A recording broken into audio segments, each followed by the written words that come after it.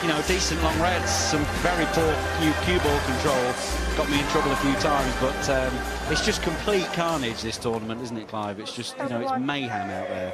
But you seem to be doing pretty well with your new contact lenses. Yeah, you know, I accidentally went in my snooker room over Christmas with my glasses on and that I wear for driving, and suddenly realised that, you know, I'd nearly gone blind. And so I had to go and get some contacts, and it's so refreshing being able to see where the balls are. Well, you're certainly seeing them well this weekend. Yeah, if we could, I suppose if you could pick your weeks, you'd pick a much bigger week than this. But, you know, I'm coming into good form at the right time of year, and the Crucible's just around the corner. It'll be here before you know it, and very, very pleased to still be batting in this tournament. And if you can win this event, you'll already be qualified for the Champion of Champions next November.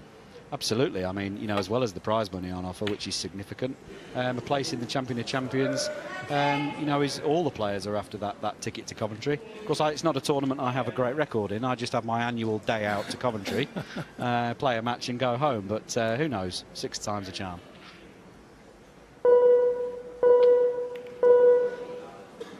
Well, we'll be seeing you later in the semi-finals, Sean. All the best. Thank you very much, Clive. Catch you later.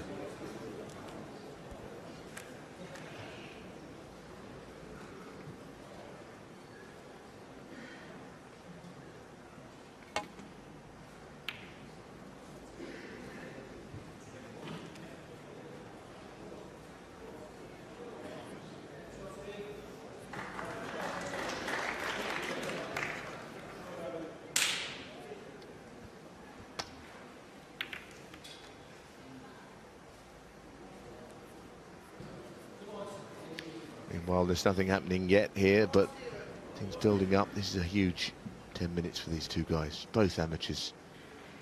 Hicks, of course, as we've said many times, formerly a high-class player, but that's a long time ago. Stephen Hallworth, he's obviously a talented player, but he hasn't really got a lot of good form. Played at the Tempodrome last year, lost to Mark Selby.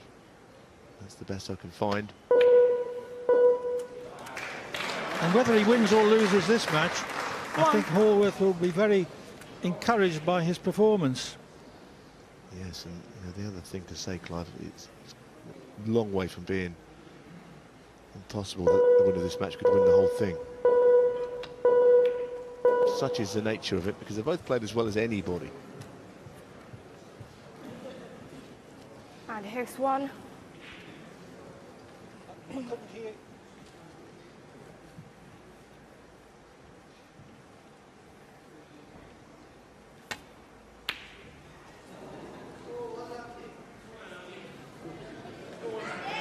Well, committed himself there, as he had every right to, but the red failed.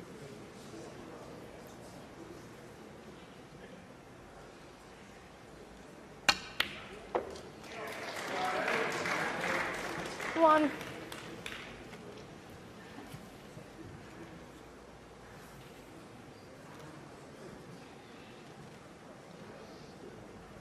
Well, he might be on the blue, but it's a tight one. He's not exactly rushing into the shot, is he?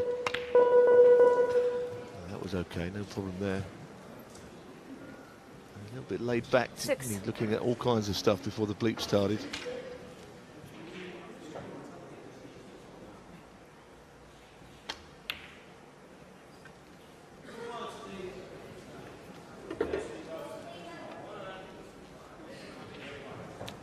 And a Hicks.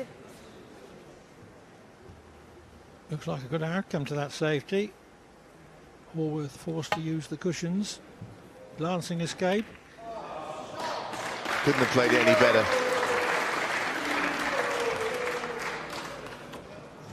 I don't think the red cuts to the left middle. No, and he's not playing it.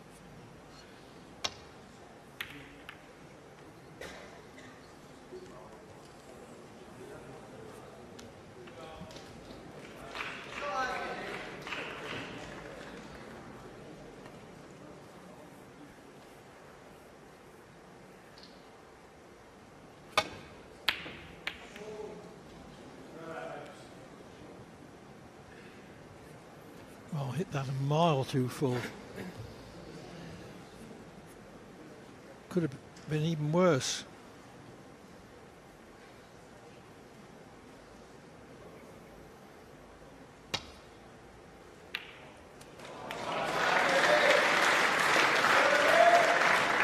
Hicks strikes me as being just a little bit the cooler of the two players. Well, he's always been like that. He's always been a good player. I think he was unlucky to go off the tour, actually. It was just by virtually nothing in points, wasn't it? He's still probably good enough to be on it. But once you go off the tour, it's quite hard to get back on. So 10-second shot clock now in operation. His interest in the game diminished, but I think he really wants to play again now. That's not a good shot. 5.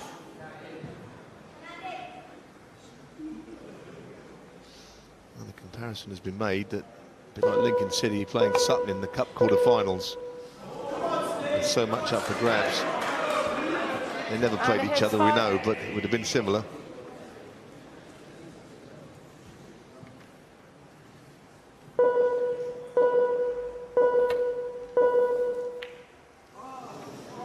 It's a lot edgier than the previous game when Murphy was striding around the table, knocking everything in, isn't it?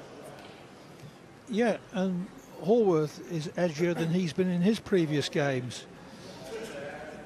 Perhaps what's at stake has actually sunk in.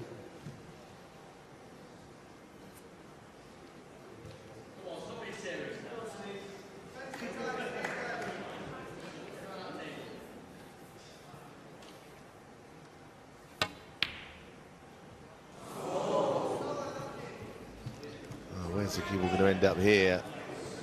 Well, I tell you, there's nothing very easy there.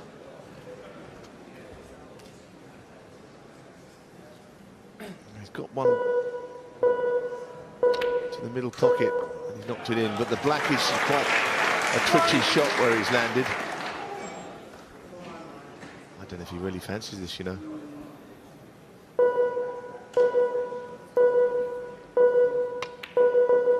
No, he doesn't. And a Hicks 1. Well, with Stephen Hallworth, we all know he's done well in getting here. I'm sure he feels that way.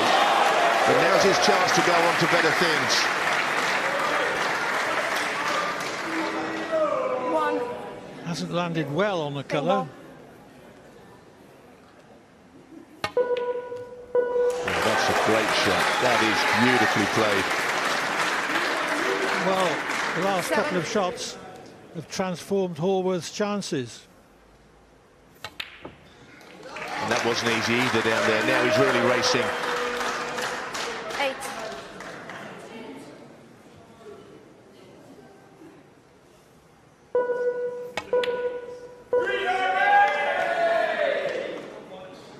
He's a little tentative on that.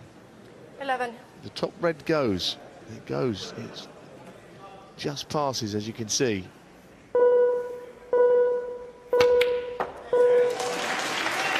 Well, he's a good player. 12. Leaves his chalk on the cushion rail like the old billiard hall players would do. And the top pool players still do. Well, he's got himself in front. 17. There's not long left. This is another nail biter.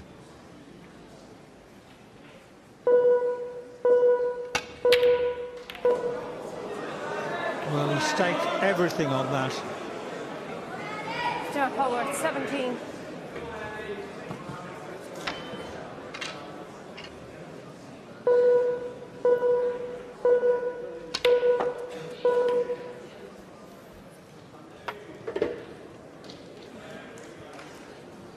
Hallworth took a big gamble, and it looks as if he's lost.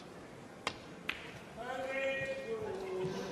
that's a very lucky outcome there. I know he had a red near the left corner anyway, but the cue ball was just running around pretty aimlessly there.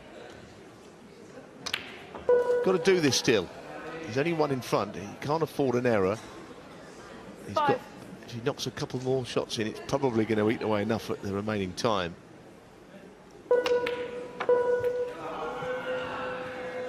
Now this, he's got to make sure of this with the rest. 10. If he leaves it over the pocket, he could lose. From that angle, it looks easy, doesn't it?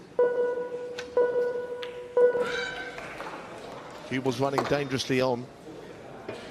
Well, it's a bad shot to finish the other side of the bulk line. 11. Now what, Clive? Well, he's 7 in front.